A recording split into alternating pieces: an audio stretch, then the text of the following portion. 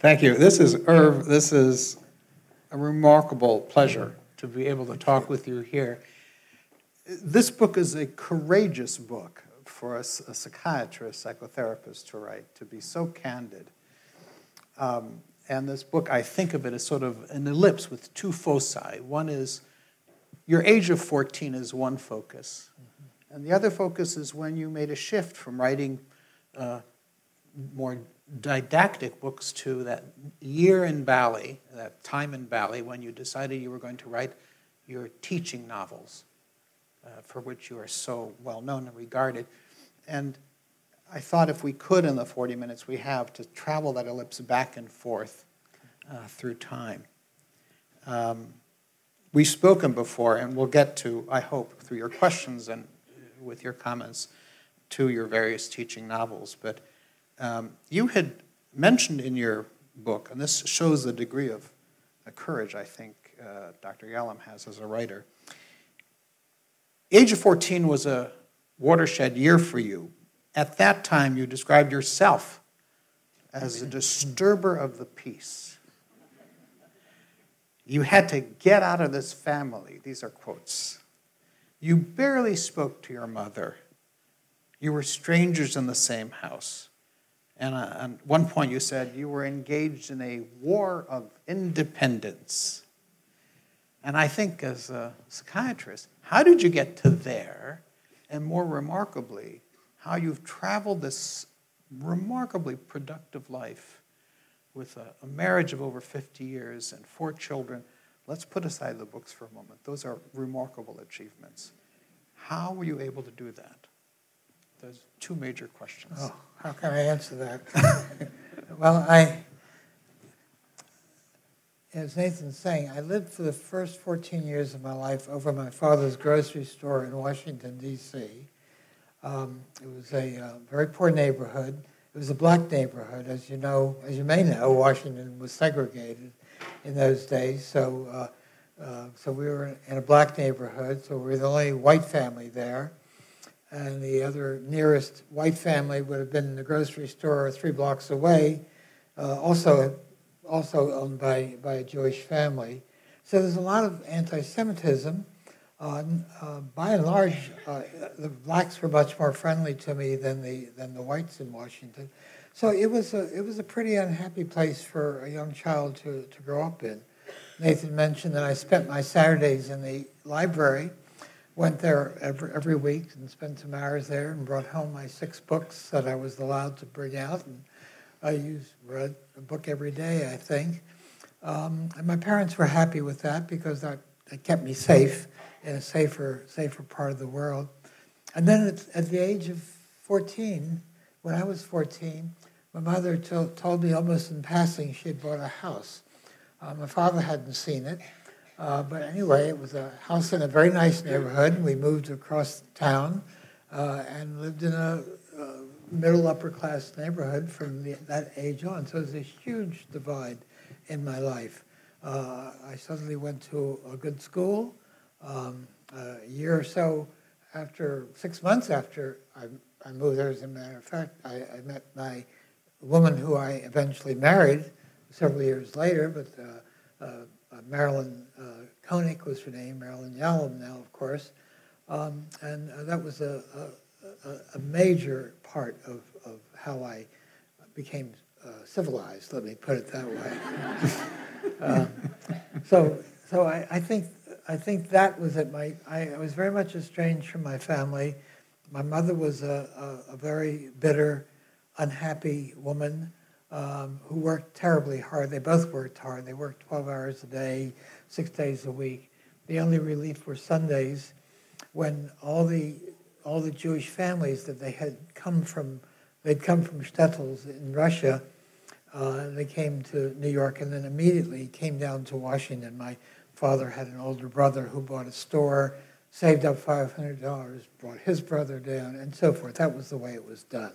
So there were a group of Jewish families living in Washington, but there was no Jewish section like in New York. So they all lived in scattered places, but every Sunday all of them would get together. The people who had come, they called it the Selves Society because Selves was this shtetl, totally destroyed by the Nazis now. It doesn't exist any longer. But they all would come over. And so anywhere from 15 to 20 people would get together every Sunday. And that was the good day of the week. But the rest of the week was not a very good time for me. You describe a daydream you had a few years ago in which your family's talking in Yiddish to you. And yet you say to me that you don't, your parents spoke Yiddish, of course, but that you don't speak Yiddish. I think I understand Yiddish, but I really don't. I understand a few words. It sounds so familiar to me. My parents spoke Yiddish to one another.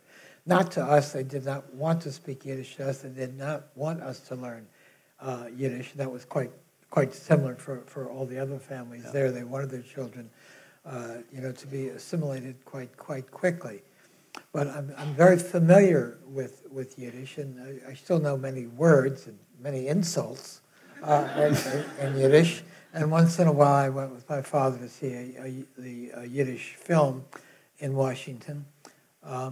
So that was my experience with speaking Yiddish. But the family was a fairly unhappy one, or at least I was unhappy in that family. Mm-hmm. Let me put it that way. I wanted out, but there was nowhere I could get out, and the family was basically rather happy that I was a good student, and I went to medical school, as did most of my peers wanted to go to medical school. For the Jews of that day, becoming a member of the medical profession was a way to enter American society. Doctors did good things. They were well accepted, well respected. And so I went through undergraduate very quickly to apply to medical school and became a doctor. Getting into medical school was a terrible strain. In those days, there was a 5% quota for Jews entering medical school. So I went to GW medical school. There were about 112 students and 6 Jews were admitted. And that was a very, very difficult and stressful time of one's life, hoping you would get into medical school. If you couldn't do that, then maybe dental school. If you couldn't do that, then the worst of all, you had to go into business with your father. But you describe a very personal vignette at the age of 14 with Dr. Manchester about your decision to become a physician. Can you tell the audience? Oh, that's part of in described in the memoir. My father had a coronary when I was quite young, so he was in terrible pain. And the doctor, as doctors used to make house calls then, and the doctor was coming over later, and we had to wait for a couple of hours till he came.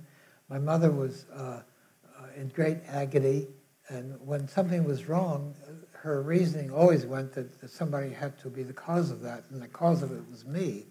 And she was shrieking at me that I had killed him. And I wanted to tell her, be quiet, he's not dead, you know? And and finally Dr. Manchester came in, and it was a tremendous relief to hear his car drive up, and you could hear the crunching leaves in the autumn as he drove up to the curb, came into the house and tousled my hair, and then let me listen to my father's heart to let me know that it was beating regularly and things were going to be all right. I think my sense of myself is that then and there I decided I wanted to pass on to somebody else what Manchester had passed on to me. I'd never gotten such a gift, such a relief from agony as I did from him during that visit. Mm-hmm. We talked before we came on, and I mentioned that when I moved here as a child and lived in what later was called a ghetto. We just thought it was where we lived. And my pediatrician, Harvard-trained, still made house calls. And now I understand differently what it meant for him to come to our house when I was ill. 6 feet tall, crew cut, Argyle socks with garters, chinos. I mean, it was a remarkable, just his walking into the house, I felt better already. So I resonated with that. When you began, before you wrote your teaching novels, in the course of writing your teacher novels, you also wrote a major book on existential therapy. And one of the characteristics you describe that you wanted to capture in that book is the transiency of life. Now, this is already when you were well into your adulthood, and yet in your book you describe two early experiences where you met death. One was a fellow child in school. I think you were in 3rd grade. Yeah. And the other was of a cat, am I right? You were 9 years old? A cat, right, yeah. Right. Is there a connection between those? I mean, I'm asking maybe a klutzkasha, but I was wondering about that. Well, when I work with patients who are having tremendous anxieties about death, I usually will go into it pretty thoroughly, and I begin to question them about when they first encountered death. Did they attend a funeral when they were young? When did they suddenly grasp that they too would die? So I always go back and take a history of death. And for my own history, it was this boy that died when I was a 3rd grade student. And it's quite remarkable how clear that is in my memory. I didn't know him very well. He was so sick that his mother had to come and pick him up every day and drive him home. And then one day the teacher announced that he had died. But I remember his face so clearly in my mind. I don't remember any of the faces of any of the students in those years as him, but his face is so clear. So it made that impact. When I was a resident in psychiatry, I went to Johns Hopkins, and in my 2nd year of residency, a book came out by Rollo May called Existence. And it was a profound reading for me, and I became aware of the fact that so many things that we talked about in psychiatry really dated back to the ancient philosophers who were dealing with these issues, and yet psychiatry pretended as though it really started in the 19th century or so. And when Rollo May's book came out, I decided I'd better get myself an education in philosophy, and I started taking courses at the undergraduate school then. And eventually, many years later, I first got very involved with group therapy for a dozen years or so at Stanford. But then I did what I wanted to do all that time and try to write a book looking at existential issues that are present in psychotherapy, but often very much unrecognized by us. You started on your, it sounds to me, in 1955, you started with the idea of listening to stories with your patient Muriel. Can you tell us a bit about that? Muriel is which one? She's the one. They're all made-up names, of course. Yes, that's right. I realize that. Other people were supposed to interview and then present a case. Oh, right. That. You did something remarkably different. That was a story in medical school. It was the first patient I had, really. When we were 3rd-year medical school students, we would each be assigned some patients, and we would work with them for 12 weeks. That was the length of the clerkship. And I watched as the other students presented their patients to a group of faculty, including several denizens of the Boston Psychoanalytic Society. And their treatment towards the students was unbelievably cruel, I thought. They were each vying to show how much more they knew, and the student was tremendously criticized. So when my turn came, at the very last minute, I just made a decision that I wasn't going to present this patient in the usual form we had to present them in. What's the patient's chief complaint? What's the present history of that chief complaint? The family history, and the social history, and educational history. I just decided I'm going to tell it as a story. I don't know how I got to that point, but I did. I was quite frightened of this group. So I told them that I'd gone into a waiting room 8 weeks ago, and I went up to the woman who was designated as my patient. Her name was to be Muriel, I called her. And I said that she was a very attractive, red-headed woman. She came into my office. I introduced myself, said I'd be working with her for 12 weeks. and can you tell me what brings you here? This was 1955. And she looked at me and she said, well, I'm a lesbian. And I looked at her, I gulped, and I said, I don't know what that is. Could you please educate me? And so she did. And for 8 weeks, we came in each time. She told me about her life, told me about what it was like for her. I listened to her. We grew very close. She looked forward to the hours. I was already regretting, too, as she did, that we only had 4 hours left when we were, at the time I was presenting this to the analysts who were there. And when I was finished, I just sat down, bowed my head, waiting for the onslaught. And the strange thing was that nobody said anything. And eventually the head of the department at Boston University, where I was in medical school then, said, well, I think this case speaks for itself. And the others agreed, and there was no discussion. And I was absolutely bewildered, but somehow in my mind, I had the thought, well, maybe I had something I could offer this field, something in the neighborhood of storytelling. And so that was the first encounter that I had with that concept in my life. I was thinking you read Yalom's book when you were at Johns Hopkins, and then you later went to see him in treatment. Yeah. What was that like?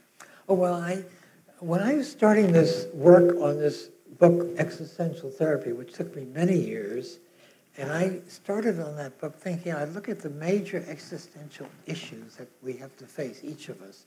And, of course, the one that jumps out right away is death. And then another would be meaning in life, so much of which we know about through the work of Viktor Frankl. And then another would be isolation.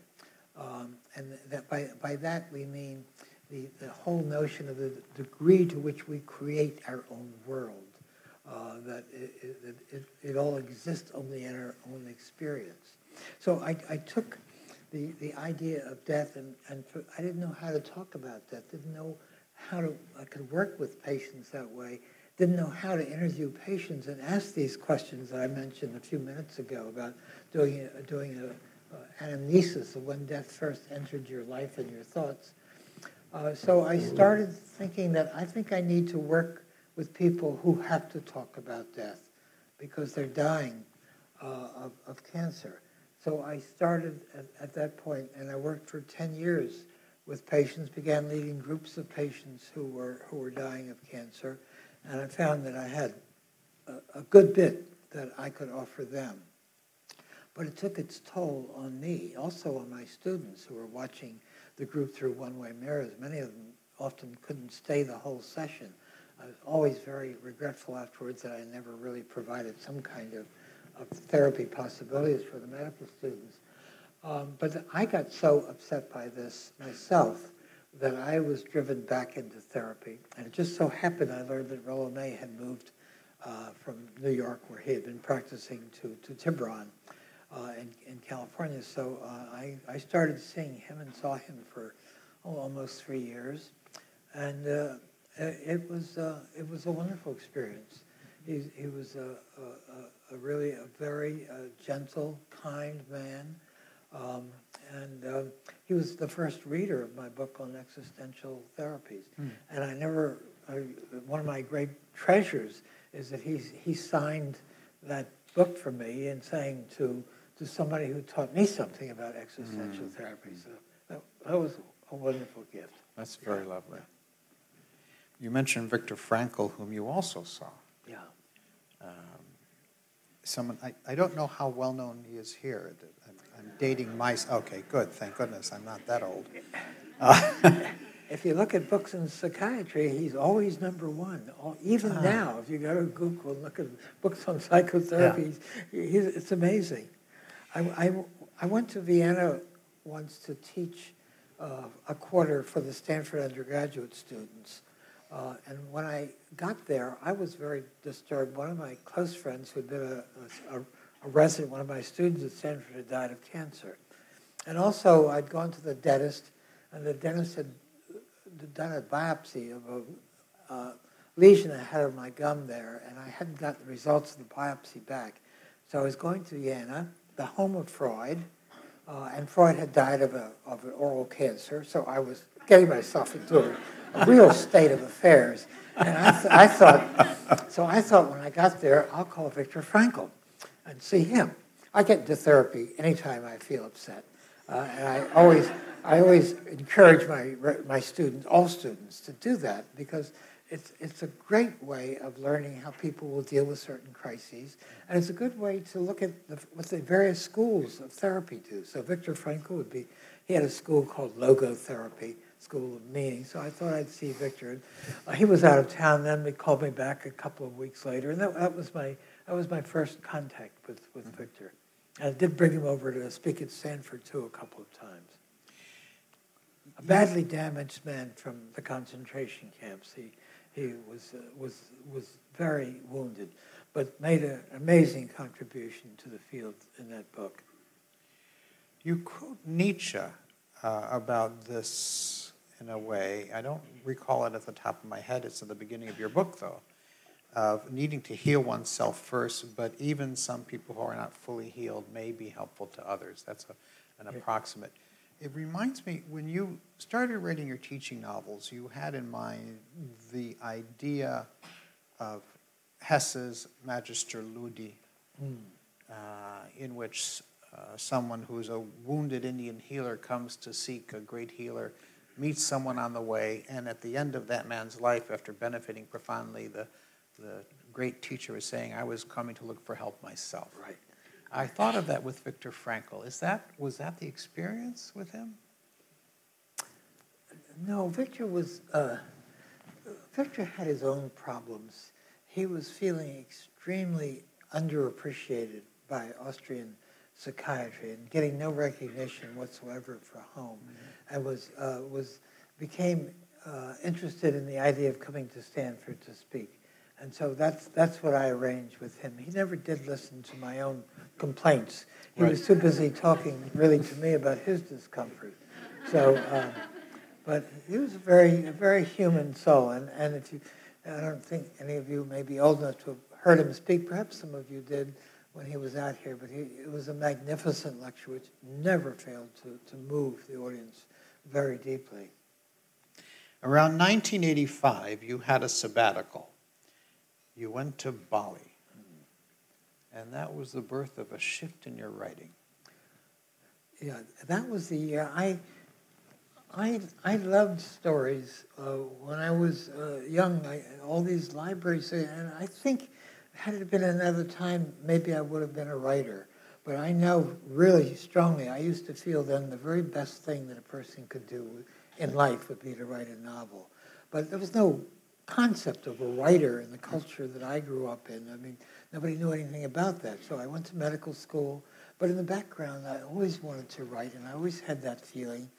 And when I wrote my first book, which is a book that any of you are therapists here, and you may have had to read in your first year a book on textbook on group therapy, and that book has been very successful in that it's gone through 5 editions now.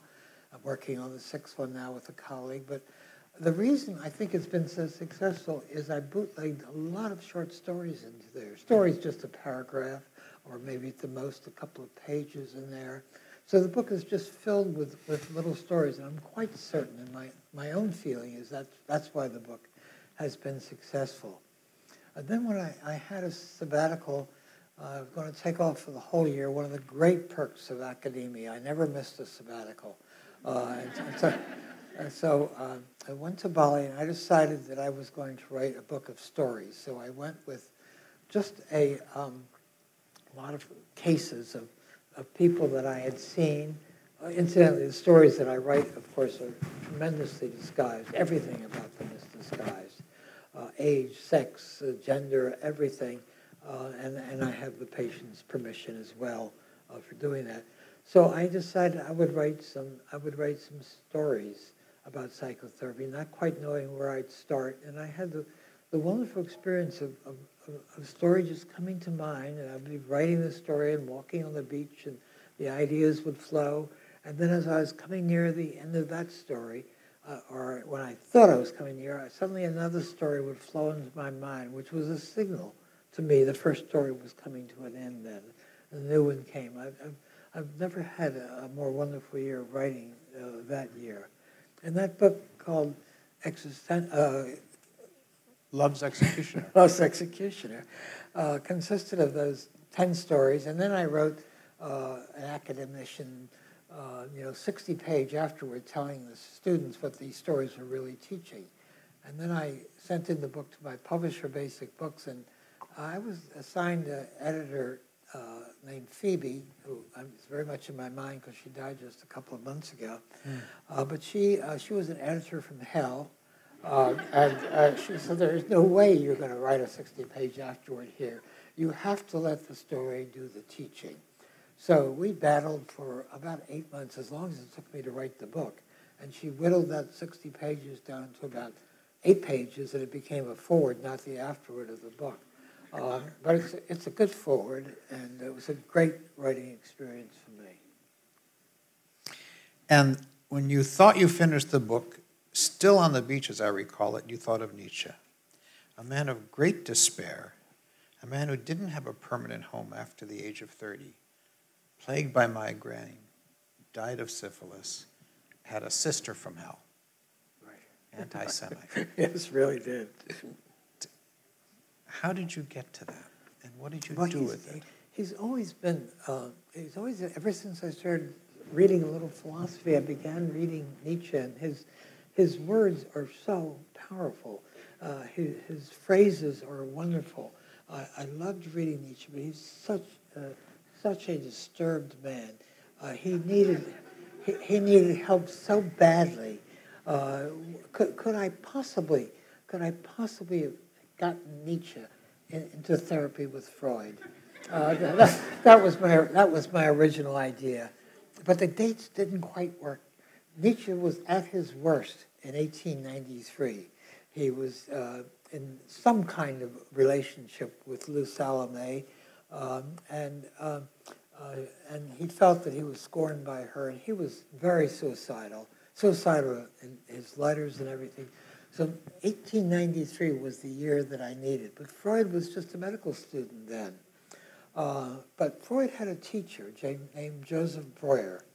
And Joseph Breuer was interested in the forerunner and for some of Freud's ideas.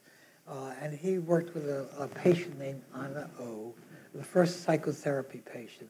So I thought that I would get him in touch with Joseph Breuer, and we'd see whether Breuer could possibly treat Nietzsche in a way. So that was my idea when the book started. It was an idea saying, wouldn't it have been interesting? How would it look if psychotherapy were invented by a philosopher rather than a physician like Freud? That would be an interesting way to look. Let's play around with that idea. And Nietzsche has a lot to offer our field as well. And I felt that I could take students back to where psychotherapy really began. Maybe it was like taking automobile mechanics, back to see the first cars that were made. They'd get a better idea of how they were put together. So I had Nietzsche begin to meet with Freud, and meet with Breuer. Breuer met with Freud, his student, and would tell him about Nietzsche, but of course they never met. And the novel took off from there. The question really was, Nietzsche was so proud he could never possibly offer himself for help, ask for help from someone else. And so Breuer decided that the only way he could possibly treat this impossible person was to pretend that he was the patient and ask Nietzsche for help. So there was that kind of a switch that went on in the novel. That's a novel that's been widely read, especially, I think, more so overseas than in this country, especially in Germany. I think we just have a few minutes remaining. Am I right? Before we turn to questions, you'll signal me, okay? Okay. Whatever Ronit says, I do. Is sure. My rule. I want to move. There's so much. I'm looking at the list of the books lying on the couch. Mama and my Meaning of life. Yes, 7 Lessons of Grief, The Gift of Therapy, The Schopenhauer Cure, The Strange Son. But I'd like to move, if you would, to talk about another Jew who was so wronged by his own community, Spinoza.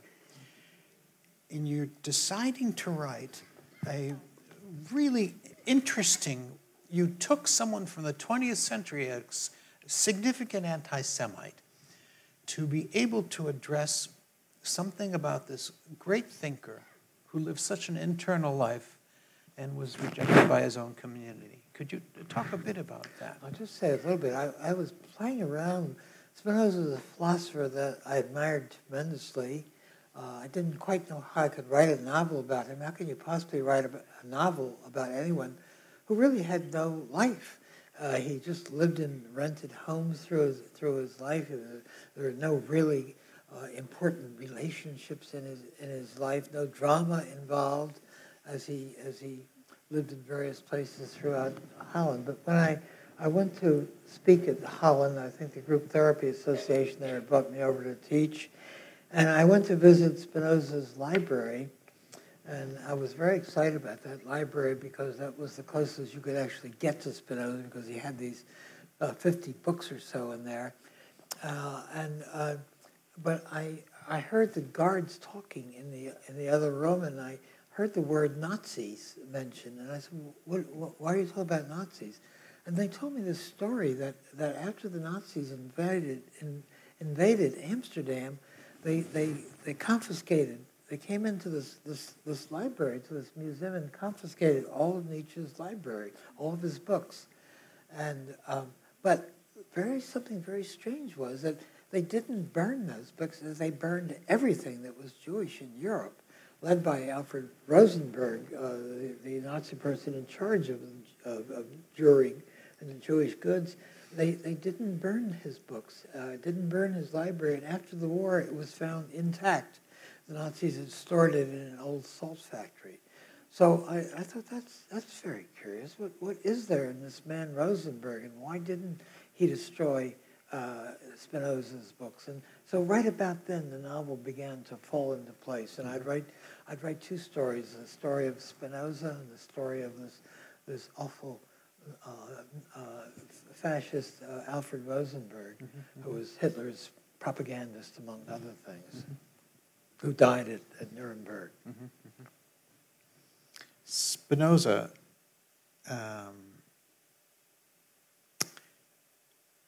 can you say a bit more, as a student of philosophy, about his thinking and why it was so revolutionary to the Jewish community that they put a cherem on him? Well, the Jewish community certainly held him in some disdain, and he was abandoned by the Jews and by the Christians as well, because he was really the forerunner of the entire Renaissance and the beginning of scientific studies, and he felt that things could be understood through evidence and through weighing them and through reason and logic. So he was a first great logical thinker that came along in our world. What did he do for a living? I've forgotten. You told me. He was a glassmaker. That's what I thought. Yeah, he ground glass for telescopes and microscopes. Okay. And when I was in the library, they had this glass grinding equipment, so I was very excited to go over and see that. They said, "Oh, that's just one that was from that century. That's not his." Nothing there really was his. Even the books weren't his. I learned later, too. They were his library, but when he died, he was buried in a Christian church, although he was not Christian and no longer Jewish by that time. But so he was buried in a Christian church, but he was so poor that the only thing he had was his library, so they had to sell the library in order to pay for his burial expenses. And the library that was in this museum was really one that was reassembled from a list of all the books that he had that was kept by a very obsessive auctioneer. So he knew exactly what the books were, what the jackets were. Thank God for obsessive compulsive sometimes. So he ground lenses, along with Galileo and Newton ground his own lenses too. Yeah. Maybe there's something about seeing the world differently that you... Here's some questions from the audience. Here's what when I was in Israel, one of my frequent questions to me. What is the derivation of your last name, which sounds Israeli? That's the question. It may have had an H in there. It may have been Yalom, may have been meaning a diamond. My parents never talked to me about that. My parents never talked to me about almost anything in Europe. They did not want me to speak Yiddish. They never talked to me about the Holocaust. My father's sister and my uncle's aunt, wife and children all were killed in the Holocaust. They would never speak of that to the children. That was true for the other families in the culture too. They just wanted to protect the children and not tell them anything about this. So I knew very little about what the old world was like for them. Just a few stories of how they met, for example. My mother's family had a feed store, a feed and grain store, and my father's family lived in this shtetl called Selves, a few kilometers away, and they came and bought the feed from them. But that was about all that I knew of the old country. And my parents had no education at all, never read a book that I ever saw, and really never mastered English. It reminds me of something Rudy Eckstein described about himself to me. He said, because he had such a successful career here at Menninger's in L.A., he saw himself as a great crown of a tree without roots, that he missed that. Right. Someone asks about T groups, which you did a major study on. Your opinion about T and sensitivity groups. Right. Well, T group means, the word comes from interpersonal sensitivity training groups. That's what the T came from. And they swept the country back in the 1970s here. There were encounter groups of one sort or another in all the Stanford dorms. There was a free university in Menlo Park offering about 70 or 80 different groups. Kepler's, which at that point was across the street in Menlo Park, was offering these groups. There was psychodrama departments, little outfits around Palo Alto where you'd go for an evening of psychodrama. So encounter groups were everywhere at that point, and I was very interested in encounter groups. They were so close to what I was doing in therapy groups. In fact, I got a lot of good ideas about how to run groups from these practitioners.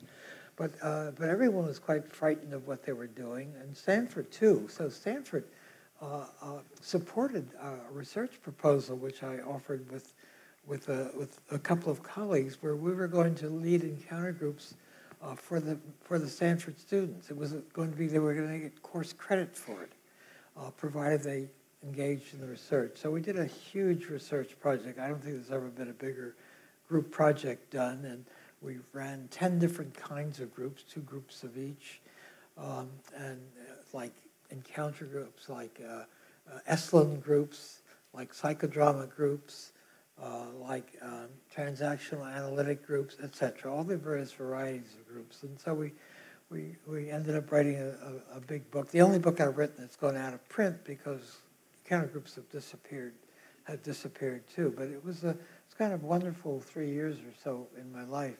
After that, about 5 years later, there were no encounter groups at Stanford. Instead, a lot of the dorms were having religious groups in the dormitories, and rather than the old-fashioned tea groups. But I also went to those groups and led some of those groups. The National Training Laboratories were part of the National Education Society. And I went for a 10-day group and mainly the focus of these groups is very much on the here and now.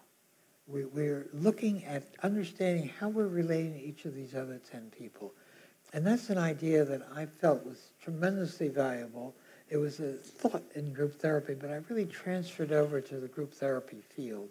So when I do group therapy, it focuses a great deal on the here and now, not on the patient's past or their outside life, but how they related to one another.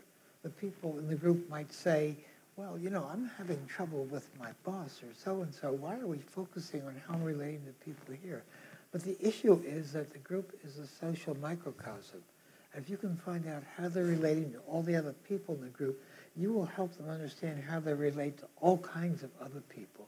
So we work much more effectively in a therapy group if we focus on what's happening within the group. You call that a kind of a process focus, the process of how we're relating to one another in the group. That's a book I've forgotten all about. It's a long time ago.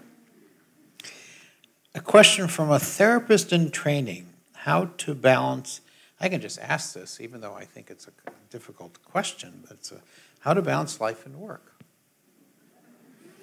I just asked the questions. He has to do the work. How to balance life and work. Well, that's a wonderful question. I don't know how I can answer that.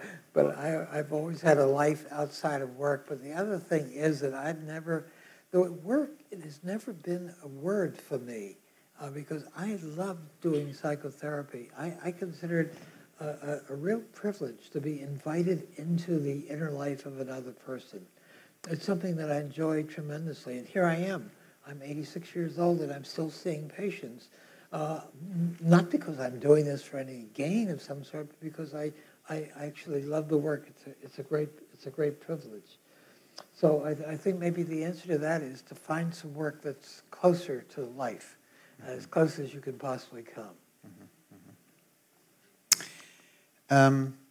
Someone asks about, in your book, when you have dialogues with yourself as a younger self, the person asks, is that a literary device or a realistic portrayal of how you process challenge in your life? It was literary conveyance. I loved writing. There's two sections there where I, the older Irvin, am having a therapy session with the younger Irvin. We were going to read one of those sections.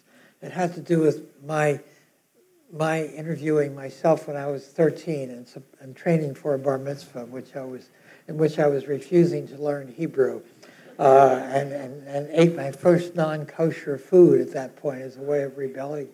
But we together, Nathan and I thought that might be offensive here, and we didn't read that passage. But that was the passage. It's funny you're asking that question, because that was the passage we thought of reading. And finally, when the young Irvin says to the older one who asked him to free associate, let's hear what's going on in your mind. And he finally then says some negative things about religion, how it's kind of a con game. And then the older Irvin says to him, why are you going out of your way to really offend 2 billion people? And the younger one says, you told me to free associate, didn't you? I would never say this to anyone else, but in this setting. So anyway. The younger Irvin would have benefited from meeting you. I think so. That's a very good question. Would a young person benefit by a brief meeting with his older self? What a wonderful idea for a story.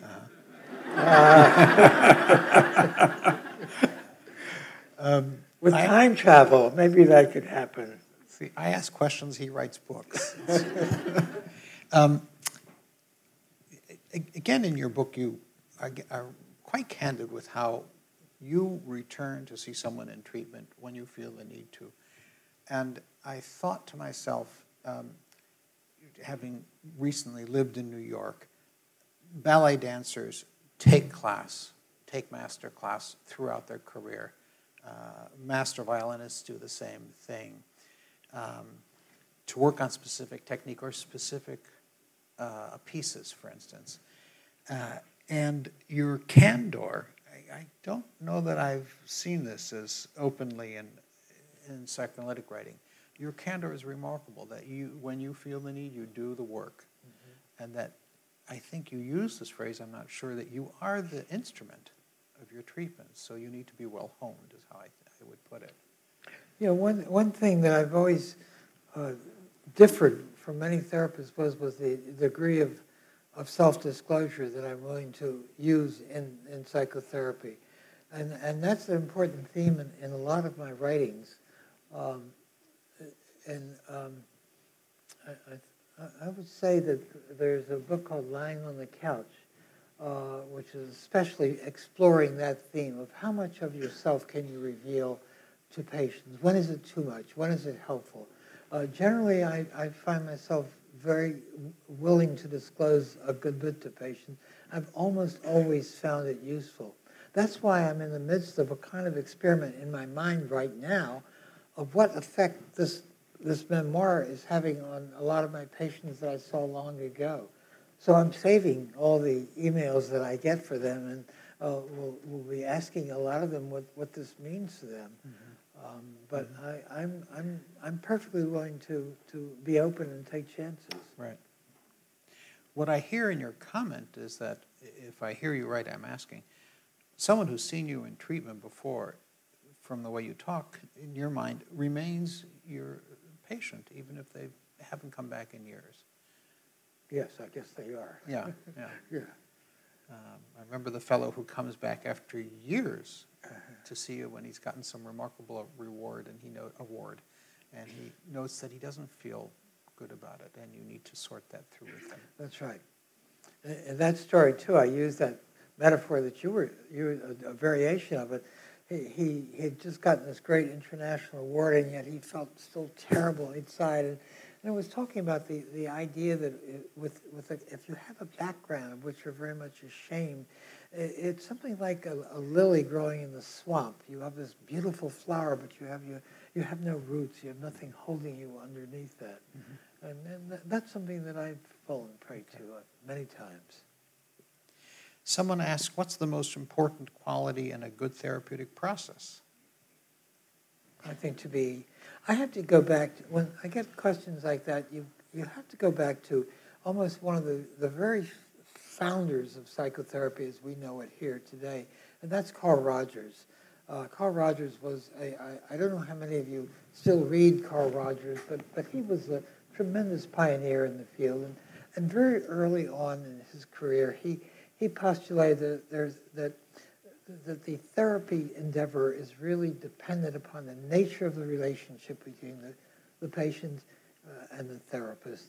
And he postulated three qualities that were really important to study. And one of them was accurate empathy.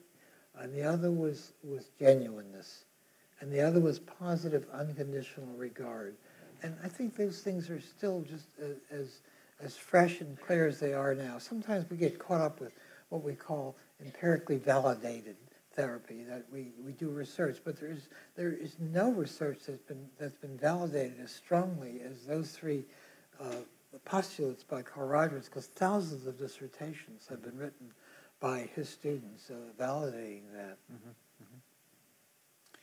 I'm thinking locally, Bob Wallerstein, in his long Menninger study, demonstrated that, I think to the dismay of some analysts, that it was the nature of the relationship that was most useful, even comparing different types of treatments. Right. It's the nature of the relationship as opposed to the nature of the interpretation.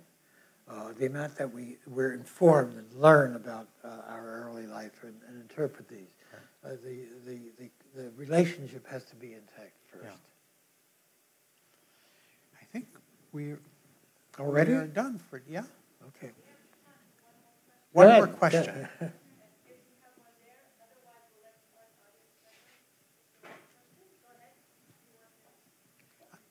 I want to ask one question that I warned him about beforehand. He's been forewarned. He doesn't know if he has an answer. Oh, dear. One of your remarkable achievements, you met this young girl, Marilyn, when you were 14. A friend of yours encouraged you to climb through her living room window to go to the party. You're ever grateful to him. Over 50 years of marriage, 4 children. 65 years of marriage. Thank you. I didn't go into physics because my math didn't wasn't want to embarrass me. Can you tell us what your thoughts are, suggestions for being so successful at that? Oh, it's so hard, but I met her, and after I met her, the first time I saw her, I called her for a date. After that, my first date, and we talked about books. She was a great reader, and I was too. And it was the intellectual content of our work that I think was something binding. I bet my cousin Jay, and I discussed this in the memoir, I bet him $30 after my first meeting with her that I would marry her, and he paid up on my wedding day. So I was so certain that this was the right person. She's been a scholar as well, and over the last 15 years has matched me book for book. And I did her reading at Kepler's 2 or 3 weeks ago in her current book called The Amorous Heart, how the heart ever became associated with love throughout history and how that strange bilobal shape of the heart ever came into being because it doesn't look anything like the real heart. So she's a historical researcher, and she got her PhD in comparative literature. And we were always students together. Her PhD was on the work of Kafka and Camus, the idea of the trial in their work. And that's right down my alley. So she's educating me and I'm educating her. And we always stimulate one another that way intellectually. At a recent Pegasus reading, she corrected me on my French. She will do that. She's a teacher. A question here about philosophy playing a role in the evolution of psychology. Now, I'm thinking when it says psychology, neither you nor I are psychologists, so you have to recognize our limitations here. What do you think is the next evolution of modern psychology? That's the question. I don't think I can answer that one. Okay. You mean evolution of, in terms of psychotherapy, you know, the evolution is, in a sense, is going in a direction that I don't like very much. It's going away from what I was just mentioning about the nature of the relationship, and it's becoming much more technologically oriented, and with CBT and many of the ways that don't really focus on the nature of the relationship. Right. In the book, I wrote a chapter. It's kind of an interesting chapter for me to tackle because it had to do with text therapy. But there are so many companies now vying, and so many thousands, literally thousands of therapists working for these companies in which the therapy is all done through texting. I thought that was very strange, and I consulted for one of these companies, and then I learned that they were now going to offer phone therapy too, if they wanted to. And then they were offering video sessions as well. So I thought what was going to happen naturally is that patients would start to text at first when they were perhaps very frightened of therapy and they didn't want anyone to see them, they wanted to become anonymous. And then they might take a step and go to phone therapy. And then finally they get to the real thing, which might be at least closer to the real thing, video therapy. But it turned out that is not happening at all. It's because so many of our younger people are so used to texting. Texting is the way they communicate, not through being with one another or so. So that's been a strange thing, and I've been looking at that therapy for a while, and I'm aware that people are getting something from it. Not what they're getting, I think, in face-to-face therapy, but they're definitely getting something from it. They're getting at least the sense of someone being there, the idea that there's a place for them and there's someone who's thinking about them. So that may be the next evolution. You mentioned in one of your other books, you cite at least 2 large studies, one the German study, demonstrating empirically that long-term treatment has more long-lasting effects than shorter treatment. It's more effective. And that's a different direction than contemporary therapy is going. Yeah, I'm afraid the finances are running the market now, and long-term therapy is never going to be very popular. Right. You know, given the budget at this point. Yeah. One difference, yes? 5 minutes. We'll stay on target. I'm reminded of something. One of my teachers who trained in Vienna was that in Berlin also, that the fees were so modest in Berlin and Vienna that most analysts had to have day jobs. And that changed in the States, at least, where it became quite lucrative for a long time. So part of the problem is one that we create when our fees are so high. Right. Can you talk, last question, I think, can you talk about the role of empathy in your life and in your professional development as a therapist? Well, that's an outstanding quality that we really, really need to have as therapists and as human beings. So I will focus a lot on that, and I'll take some guesses about how the patient is feeling and wonder about what the session has been to them. And also do a lot of interrupting to take a look at how the patient and I are doing. I rarely get through a session without turning and taking a look at how are you and I doing today? What are you feeling? How are we connecting? How are we not connecting? So the empathy is not something that's spoken about, but we go through the process of looking at, am I right in guessing that you feel such and such? This must feel awful for you. I noticed that you pulled away a little bit. What were you feeling then? So I'm exquisitely interested in looking at how the patient's feeling and trying to understand that, and need to be sure that we're on the same level. I'm remembering the difference in the Greek definition of empathy and sympathy, whereas sympathy is feeling with, and empathy is feeling into. Einfühlung, I think, is the German. Is that right, Michael? Einfühlung? Close. Okay. That is to be able to feel into and yet also look at it from, yes, have some distance at the same time. Yeah. Yeah. Time we're out of. Thank you so much for coming, and thank you.